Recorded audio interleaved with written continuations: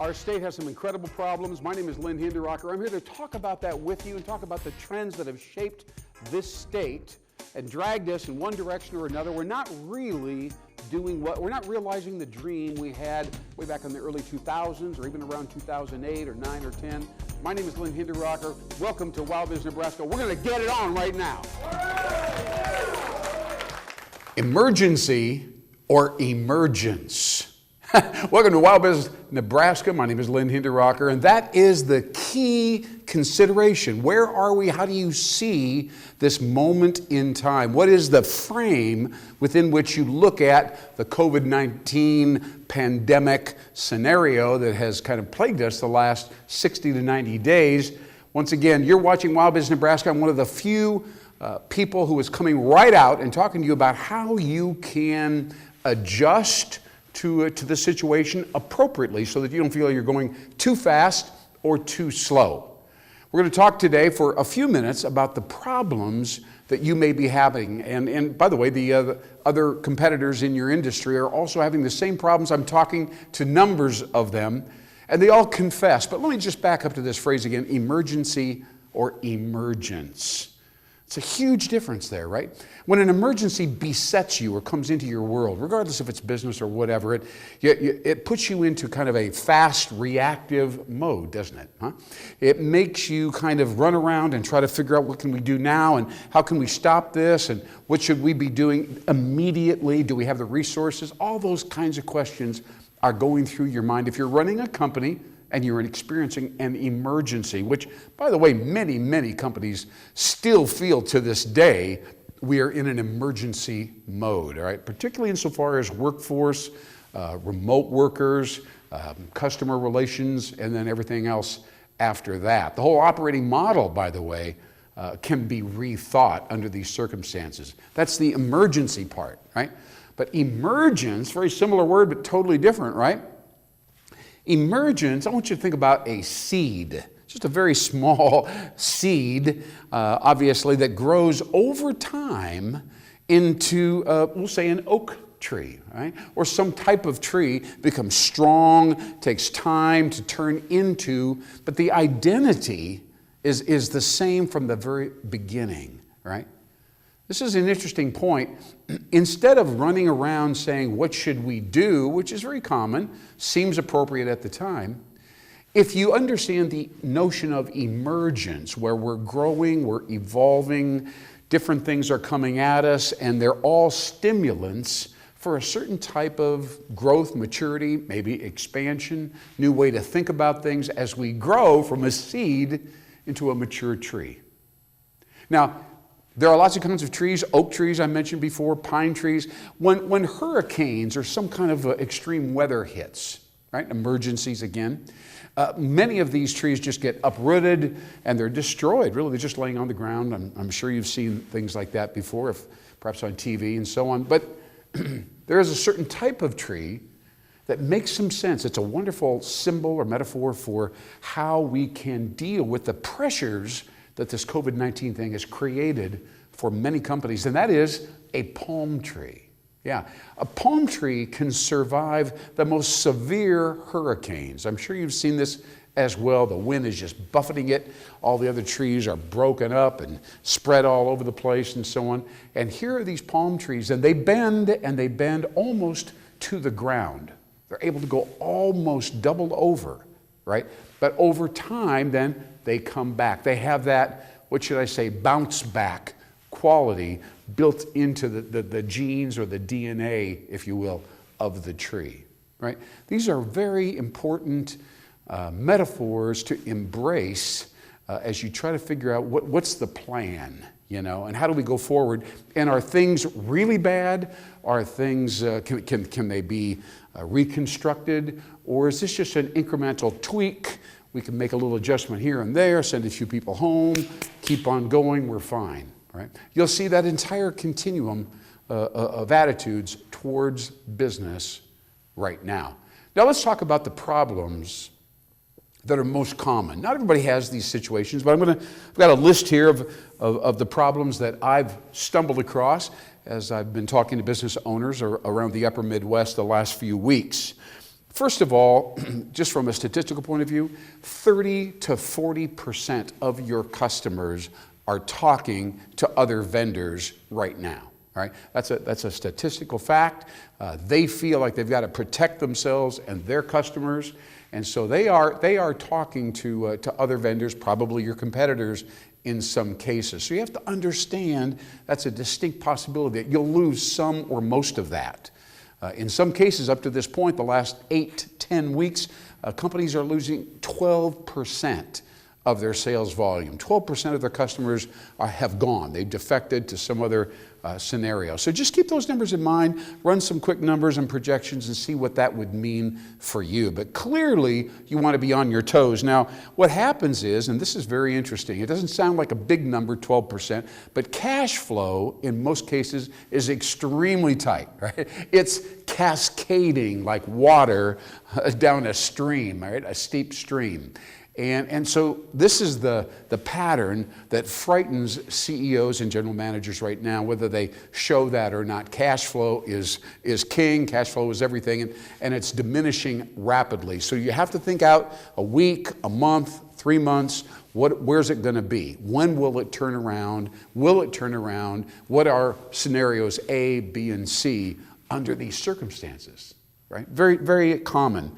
Now, when business starts to cascade down, sales reps get calls from somebody saying, hey, we're going to knock off those orders. We're not going to order any more from you for a while. We'll see how this thing turns out. That's the conversation that goes down, right? And it happens again and again and again, and many of them have happened already. And so they go into the sales manager, who then goes into the general manager, who then goes into the chief financial officer, and we talk about this thing, getting all these cancellations on orders, right? And well, so this is how it goes, because I've been there. They say, well, why didn't you offer them this? Or give them a discount, or go out there and play some golf and get that business back, et cetera, et cetera. Why didn't you do that? Well, I couldn't do that because blah, blah, blah, whatever it is, right? It's always a little bit of complex. There's an overlap. Somebody in one department has said you can't do something and so on. This is how companies are, right? And so there's conflicting goals, conflicting priorities. Sooner or later, somebody leans forward and says, you know, if you would have told me that I could do this, this, this, we could have gone on and reached our goal, our vision, right? Are we still on track with the vision? Because under these circumstances, most companies forget. They don't talk about vision anymore. It's the number one problem I want to point out to you in this particular show. Companies spend so much time wondering what to do, but they don't actually think about who they are, who they really are, their identity now. That's very important. And what the vision that's associated with their identity, what it really is, right? This is the core stuff.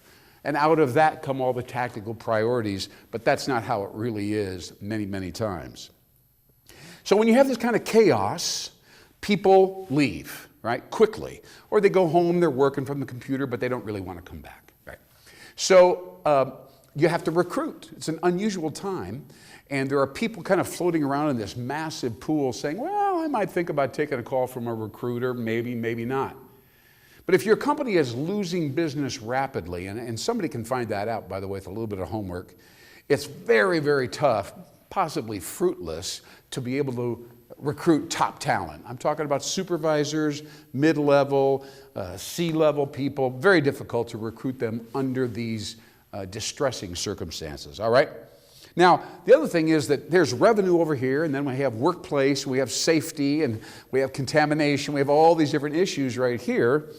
And so strategy somehow gets pushed to the back of the bus, right? We're just trying to take care of things and react and keep people going and make sure the desks are all clean and all that. And we don't really think very much about what other way could we create value, right? What else could we do? How could we stand out now under these circumstances? How has our customer changed his or her mindset so that we're either more relevant or less relevant, right? These are the discussions that need to be taking place now, but in many cases they are not. It can be very helpful to bring in an outsider to kind of, get these conversations going. This is the period of time, if you're a guerrilla marketer, if you're an entrepreneur, you might want to kind of say, hey, I'm not going to go back for that large company. I'm going to start my own firm. I'm going to start my own company. I can do that. I know how to do that. I'm ready to do this. It doesn't cost that much money. I'm going to start a little company on the side, do a little flanking over here, a little side gig. And I'm going to go after some of that business that I know we used to have. And I'm not sure that they care whether they're with that big company, or they might want to go with me. A little more personalization, a little more one-on-one. So all of a sudden, new competitors are popping up out of nowhere, all right, out of nowhere.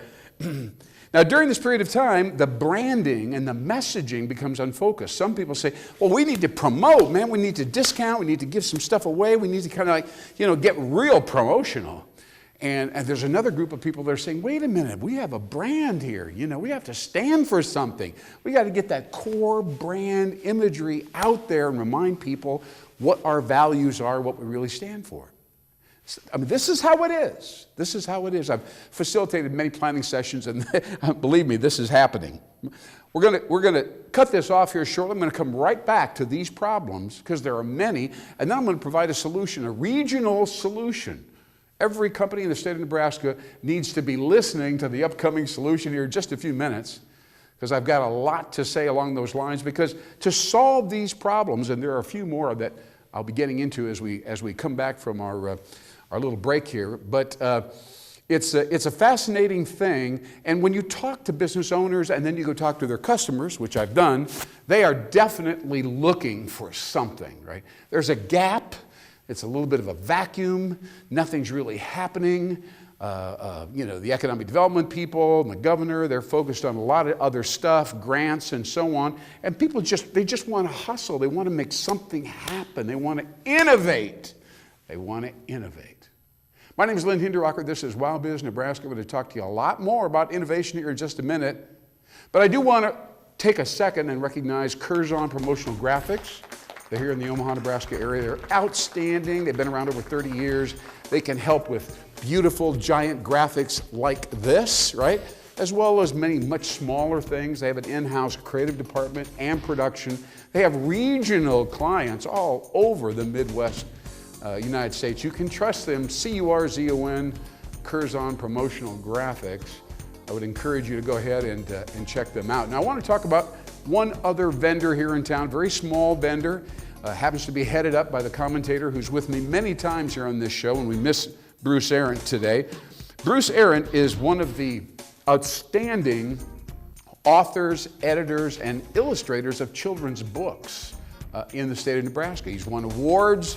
He goes all over the state. He reads to our children, 5, 6, 7, 8-year-olds. Tells them incredible stories, beautiful books, very, very top-notch professionalism. Bruce Arendt, but he also runs a creative shop, Arendt Creative. I'm going to spell it for you, A-R-A-N-T, ArendtCreative.com. Now, Bruce is an incredible supplier and source, not only of ideas, but the thing about him is he's a writer and he's a designer, right? Usually you have to pay 2 different people to get that kind of creative work done. He also is a strategic thinker. I happen to do some work with him occasionally along those lines. He's a very bright guy. So if you're looking for some creative help, and by the way, during this pandemic, during this kind of sluggish period, uncertain period, it's extremely important to have a vivid, clear story. This is who we are. This is what we believe in. This is how we help people. This is how we're different and better. And oh, by the way, the look that we project. And this is a weak spot. I have to tell you, there are many businesses, they like to talk about salesmanship and the different things that they share and so on, but I have to tell you, they just kind of ignore the graphical piece. Now, when you talk to their customers, as I have done over the years, privately, and I say, what about this company? They immediately refer to the graphics, right? Or the theme that's associated with the graphics. And that will be the thing that that's their source point, not the sales pitch that the salesperson and the general manager like to talk about and are absolutely sure that people really do, in fact, care about. So there you go. That's reality. And the graphical representation is more important in many cases than the words that are used insofar as creating value, selling, and so on. All right. Well, we're right back here, right now, here in WowBiz Nebraska. Again, I'm Lynn Hinderaker, and we're talking about something very unusual, how to deal with this uncertain period as we've gone through now 2.5 months of COVID-19, pandemic, et cetera, et cetera. And companies are wondering, do I come out of the box now? Do I want all my employees to come back into the office? How do I handle that? What if they don't want to come back in? Do I fire them and replace them? Do I baby them? What do I do? Right? What do I do? Now, you go all the way to the top of those companies and you ask them, what's going on with you? You know, what problems are you having that we may be able to help you with? And one of the first things they say is, these people are out there, they're taking care of their kids at home, they got their dogs there, their head is not fully in the game, they seem to like their remote working thing, but I have to tell you, employee productivity is low, right? As we mentioned earlier in the show, sales are down, in some cases precipitously, and then we have workers that are not that motivated. Some of them are, by the way. Some of them are working very, very hard from home, taking meetings, doing 6 or 7 Zoom meetings a day, and I do know people that are doing that. It's a very intense life that they are living because they too are taking care of the dog and the kids in between these meetings. So it's a complex scenario. Some employees thrive under it and others are not thriving. And sooner or later, the boss has to say to the HR person, right, what are we going to do now? Who do we do? What do we do with him, right? All right, now listen, I'm not done, right? The problems keep cropping up. It becomes more and more complex. And what we see again is the bosses, the managers are working from a reactive mode, right? It's almost the knee-jerk mechanism, right? Instead of being proactive, strategic, kind of getting ahead of the curve, they're just waiting for stuff. They're just putting out fires, all right? And many of the leaders, let's talk about the sales manager, the production manager, the head of operations, the head of finance, head of HR. They were all hired because they have a certain personality type that fit into the culture of the company. That's a fact. But the tonality of the company and the culture has changed. So now their personal style, the way they go about doing things, doesn't really fit into this situation. You have somebody who's kind of laid back and they're very aloof, maybe introverted, and all of a sudden they're expected to hustle, get some things done quickly, react rapidly, and get in front of a lot of people. Very difficult for them to do, right? So now we have people at the top that really need to be moved around as well. And then finally, and we're going to come to a solution here quickly, but this may be the biggest deal of all. Because I mentioned strategy earlier, we all have a business model. We all have some way that we create value. We get raw materials, we add value, we have people do things to them, make them personalized and so on, and then we resell them, we mark it up, we make a profit, and life is good, right? But it's not really like that in many industries anymore. About 20 years ago, what we heard was a lot of advice from very smart people saying, hey, you got a nice product, but it's not that much different than anybody else's product. But you do have knowledge, you have wisdom, you have insight into the whole process within which the product fits, right? You've learned a lot. You should be selling the knowledge in addition to the actual tangible product that you sell, right? In fact, that might be worth more than the product itself. Yeah. And that's good advice, and it's good advice now. So anyway, the business model that your company is working with, and by the way, how many components are in a business model? Do you know this? How many components go into creating a company that has a model? 9 components. 9 components. That means you have 9 different areas in which you can try to be noticeably better than everybody else in your industry. Pretty interesting process to go through an analysis now, right, of your business model and take a look at those components. Good thing. Now, wow, that's a lot of problems. That's a lot of problems. That's like 12 problems, something like that, 14 problems. But there's a solution. And the solution, yes, the solution's out of the box. The solution in this particular case, we think applies to just the state of Nebraska. Now, that's an interesting thing. Because just imagine for a moment, if every single company in the state of Nebraska was part of something. They actually had some kind of vested interest in everybody else's welfare. Right? Everybody else has to do well. We have to do better because we're together in some, we'll call platform, community, whatever you want to call it. Right? And also, if there's something, once the group is pulled together, it actually exists as a cohesive whole, that something about it separated the entire state from other states. In fact, enabled them to do something that no other state can do. Think about that for a minute. Wow, that's big time. So the concept is, and it's been noodling around for a number of months here, the concept is called Nebraska. It's a really interesting word, Nebraska. When you talk to people who are young, they're kind of, they complain, a little bit, that Nebraska's same old. We've always been doing it the same way around here. Many of the companies are making business the way they always have. They're traditional, they're conventional, and so on. I want to go someplace where maybe Austin or Oregon or Boston, maybe someplace where they're doing something new. Well, that's an interesting phrase. Fits into the word Nebraska very nicely, right? Very easily. So Nebraska, wow. So now we're doing something new in Nebraska. Now this is a very general idea, can't be sold. So we have to think about it, really, what could that mean? How could that create value for everyone involved? So I'm going to tell you now, we're going to begin with a Nebraska website. It's called Nebraska.com, Nebraska, right, .com, Nebraska.com.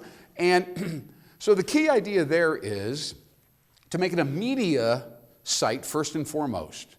Because many of the businesses in the entire state are underrepresented. They don't really look at themselves with fresh eyes. They don't know how to talk about themselves. An outsider with a reporting or editing kind of a mentality could probably write a story about innovation and that company maybe 12 times a year, maybe once a month, and put those stories up on a new website, kind of a good-looking site. And so there's a whole gallery that gets exponentially larger every single month because a whole horde of people are writing about the companies that become members. We'll call them members of the Nebraska platform. So that's right off the bat. Now what happens when you do that is that Google sees those, right? And so all of a sudden we start to see some search engine optimization. We start to see some linkage, affiliate linkage between this website and of course the website of the client or the member. So this is good stuff. We're elevating their profile. We're talking about them in much more positive and innovative terms. We're making newness a quality that we kind of glamorize at every turn. But that's just the beginning, right? The concept also would be, many companies, especially now, by the way, feel very lonely, isolated. Nobody's trying to give us any help. We're not getting any money from the SBA, whatever it is.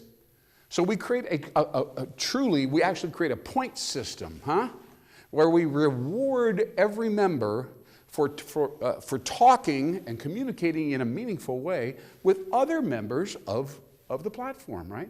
And out of that will come some constructive stuff, some ideas, maybe some partnerships with a little bit of help, maybe some strategic alliances with a little bit of support, right?